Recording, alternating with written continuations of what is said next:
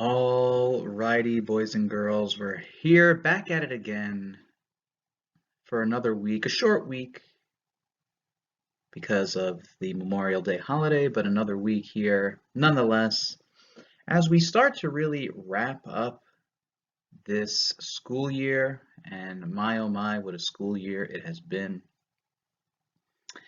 Um, so we're going to get started here with our last stand. We're going to start in the 1980s now, getting into a little bit of what type of rock and roll was going on in the 1980s, and then hopefully we'll start the 90s today as well. Um, Maybe make this a little bit of a shorter video so we can hear some more music. Also, just want to remind everyone to, if you haven't already, please get your 5 to 10 questions in for Mike Miley, the drummer from Rival Sons. We're going to be doing our Zoom call with him on Friday, June 5th around noon. So let's clear our calendars, make sure that we are there, ready for that. I will post all the information for that Zoom call probably early Friday morning, and so that with a reminder of what time we'll be meeting. And then I'm still I'm thinking how we really want to do this. Should I like unmute you and you ask your questions? I know in Zoom they have like the raise hand feature. Do we do that? Do I read your questions for you? I don't know. Let me know what you think about that in the comments, and maybe we can have a discussion about that, or you can help me as I consider the best options. It's going to be a lot of fun. Mike's a great guy, and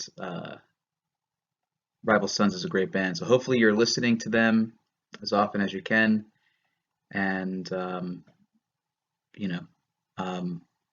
if you've already sent in your questions, that made me think of some more.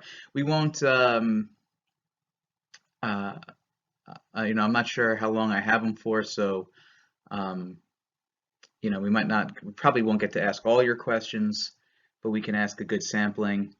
Part of the reason why I'm not quite sure how long we'll have them for is because Mike lives in Los Angeles for most of the year, but part of the year he also lives in Estonia, believe it or not, where his wife is from. And Estonia is quite a bit, I think they're like 7 hours ahead of us.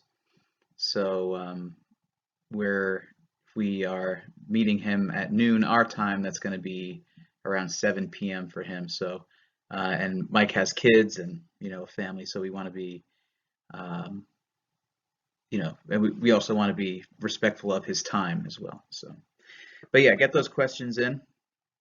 And now let's get started. The 1980s. Ain't nothing but a good time. This is the 80s, my friend. Before we start here, we'll just give a little bit of a backdrop on the 80s, okay? The 80s, we talked about the 50s being an economic boom period at the beginning of our virtual learning. And now 30 years later, we're here in the 80s, and guess what? We get another economic boom period here. The 80s kind of are remembered as a time of excess, as a time of materialism and consumerism, as a time of where the United States, didn't become it always, it had been kind of from the post-war period up until now. It had been a great economic powerhouse, but it really solidified itself as an economic powerhouse. This was the age of Reaganism. Ronald Reagan was president for almost the entire decade, right? He won the 1980 presidential election and then won re-election in 1984 quite handily. He won, actually, if you can believe this, he won 49 states in the 1984 election. Something I don't think we'll ever see that again. If I'm being honest, I don't think we'll ever see a president win 49 or even close to that amount states in a presidential election. The only state that he did not win was Minnesota, which was the home state for his running mate, for his opponent. Okay, um, so yeah. So, but anyway, this is a this is a time here of great economic prosperity. Of course, that doesn't mean everyone was experiencing this. Um, we know that even at times when the economy is really, really good, there's still many people who are not doing so well. But I talk about the economy being good here in the 80s because this is what this time period is known for. People having lots of expendable cash. They're buying, technology is advancing. They are buying new products, buying new technologies. This is where we start to get things like the CD. It starts to come out in the 1980s, replacing the record player. VHS, being able to play home movies, record home movies onto VHS cassettes, and play them in on your VCR and your TV. So this is lots of consumerism, materialism, and not those words kind of have negative connotations. It's not to say that everything was bad in the 80s, but this is kind of what the time period is known for in a lot of ways. But musically, so that's the backdrop culturally, kind of what's going on, what's happening musically here. Well, throughout the 1980s, there are many different rock genres that had varying degrees of success. Some were quite memorable, others not so much. Okay, we have all of the genres that were around in the 60s and 70s. They're spawning now like the new versions of those, right? So we had like arena rock bands like Led Zeppelin. Now arena rock is going to take kind of a different turn here in the 80s. We had punk rock in the 1970s, and now there's going to be many offshoots of punk here in the 80s, like new wave and things like that. So that's what's going on there. One of the most popular genres of rock was a subgenre of heavy metal, and this was often called hair metal. Okay, it was called hair metal because of the long, frizzy, and big hair of the musicians. Hair metal represented the pinnacle of 1980s excess. And what do I mean by that? Well, really what I mean is that these were songs about partying. They were songs kind of like what the what the Beach Boys were singing about in the 60s, but in without the beach and with a little bit more of an explicit overtone. Okay, a little bit more suggestive, if you know what I mean. They were a little bit more explicit with their references to drug use and to partying and to and to women and things like that, right? So that's kind of what I mean there. They were concerned less with musicianship. The purpose of hair metal was to create music suitable for partying and having fun. Okay. And the music often centered around, this is what I was just talking about, the music often centered around materialistic, the materialistic and the superficial, things like clothes, women, partying, drug use, fame, money, drinking, so on and so forth, okay? Many of these bands while they were very popular during their time, uh, uh, were basically popular during their time, and that was it. Okay. Um, so I'm talking about bands like Poison, for example. Um, so I'm going to link some of these bands below here. So check out Poison with the song Ain't Nothing But a Good Time. And I'm going to put the music video down below. That's another thing too. In the 80s, we have MTV. Now, if you watch MTV now, what are you watching? You're watching like Catfish and whatever else, right? I don't know. I haven't watched MTV in a very long time. But uh, but in the 80s and through the all the way through the 90s, MTV was a station that played music videos. So this was uh, music videos did not really exist before MTV, but so just the fact that just the fact that MTV existed kind of created a new art form, were these music videos, and some were very simple, others were big productions, some were like movies, like little mini 5-minute movies. Um, but take a look at this music video for Ain't Nothing But a Good Time by Poison. What do we see here? We see a guy who is kind of at a dead-end job. He's a dishwasher at a restaurant, and what do you notice here? His boss is on his case, breathing down his throat. You know, um, it's just, you know, working like a dog all day, and then it's meaningless work kind of in a sense. I mean, it's not meaningless. I mean, people have to have clean dishes to eat on, but you understand what I mean, though. There's kind of, it's hard to find a purpose in that, and people were really feeling this way, right? We said this was a great period for the economy, but that kind of necessitates that people are kind of working, um, and many people are, even right now, many people are working in jobs that it's, I mean, I don't have to tell you, I'm sure you've heard too, like it's very common to hear people say like, oh, I hate my job, blah blah blah. um, well, this was definitely the case here in the 80s. So what do we need? We need to let off some steam, we need to party, we need to have some fun. So that's where the band Poison comes in and puts on its big stage show, big production, right? That's what these hair metal bands were kind of known for as well. These big lighting rigs, pyrotechnics. It was a big stage show. It wasn't just a concert, right? It was a big, big production.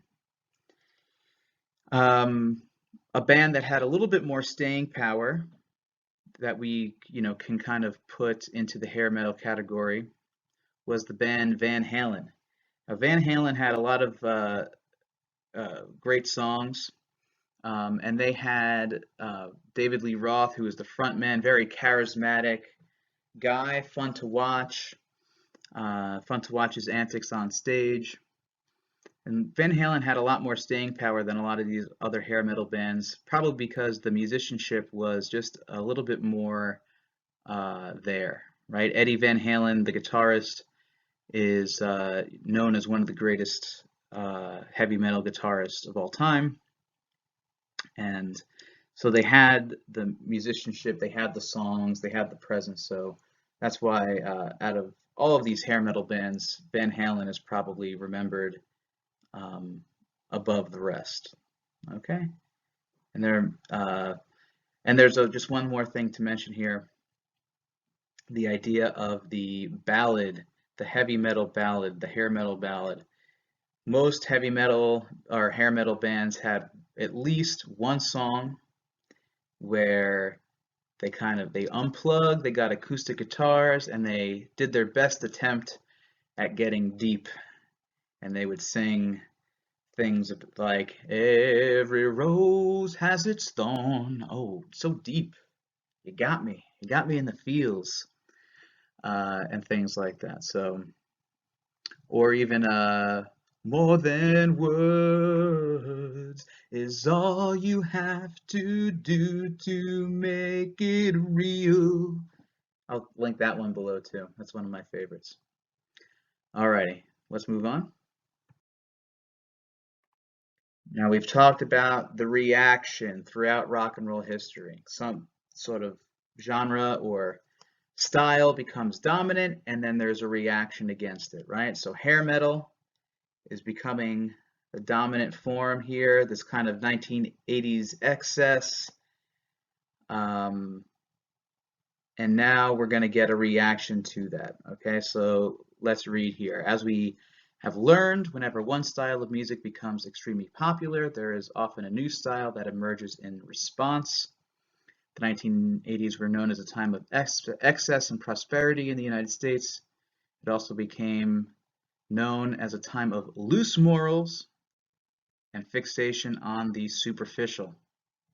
The style that would emerge as a reaction to this eschewed the superficial. That's a great word I used there. Look that one up. That's a 50-cent word. The style that would emerge as a reaction to this eschewed the superficial and did not care at all for outward appearances. The style can rightly be referred to as grunge music. So now we're going to get into the 1990s and we're going to talk about grunge. This is where I kind of get excited because this was the music that I was listening to when I was growing up. So this is like my life in a history class. Sometimes Mr. Frere, if you've heard him, if you have my class period 4-5 in Mr. Frere's room, you might have heard him say from time to time, "For you, this is history, but for me, it's a memory." Well, now we're getting into that territory for me. So this is for me, this is memories, not history so much. Okay, so let's talk about the grunge subculture. Okay, what are some things that exemplified what it meant to be grunge? Right, because as we saw with punk rock, and I think grunge can see in a lot of ways can trace its roots back to punk. And as we saw with punk rock, it's not just a style of music. Music is just one component of a larger culture or subculture. And it also has to do with fashion, it has to do with philosophy, it has to do with politics sometimes, right? Not all the time. Sometimes people retreat to music to get away from politics, but sometimes there is a political component to music, as we saw with the protest songs of the 60s, right? So what are some of the components of the grunge subculture? Disappointment with mainstream society, okay? Angry, sad, frustrated lyrics to the music, okay, to show this. A preference towards indie labels, also indie being short for independent, so not the big multi-billion-dollar corporations in the recording industry, but the smaller ones, the ones that were kind of self-funded and like that.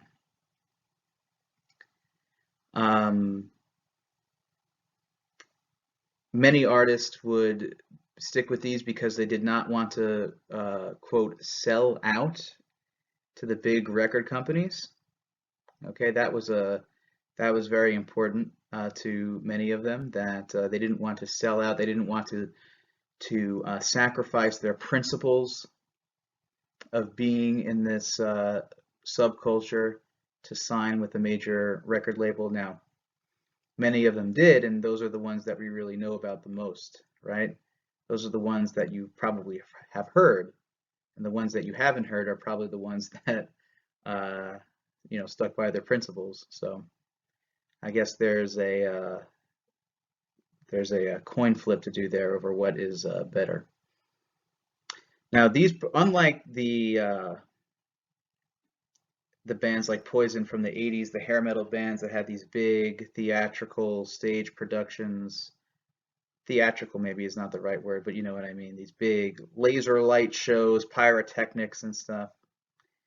They uh, uh, in contrast to that, grunge had minimal theatrics and concentrated on the music. Hey, what a concept. They wore, and the fashion was very, very simple. They wore comfortable clothing to convey apathy towards fads and trends. Flannel was very big for grunge. Flannel shirts, ripped jeans, kind of dirty, grungy looking t-shirts. Um, this was the aesthetic of grunge. Long hair, kind of this like unkempt look. Okay. Um, and part of the reason why it was called grunge was because of that fashion, kind of grungy looking. And the other reason why this music was called grunge is because of the, heavy distortion in the guitars, these kind of grungy sounding melodies and things like that. And grunge largely was centered in Seattle, Washington. What do we know about Seattle? If you know anything about Seattle, probably is that it rains a lot there, right? So that kind of, that the weather there is now affecting the style of music. Um, it kind of fits into the whole scene. All right. So actually, I think we'll call it there for today. Next time, we'll talk about the three of the biggest grunge bands. Should I spoil what they are? Yeah, why not? We'll talk about Nirvana, Pearl Jam, and Soundgarden. Okay, three of the biggest grunge bands of the 90s and three of my personal favorites. So, alrighty, that's going to be it for today. You know what to do. Like, share, and subscribe. No, just kidding. Don't do that. If you want to throw a thumbs up, go ahead. Why not? But you know, forget it. It's okay. All right. Goodbye. Talk to you later.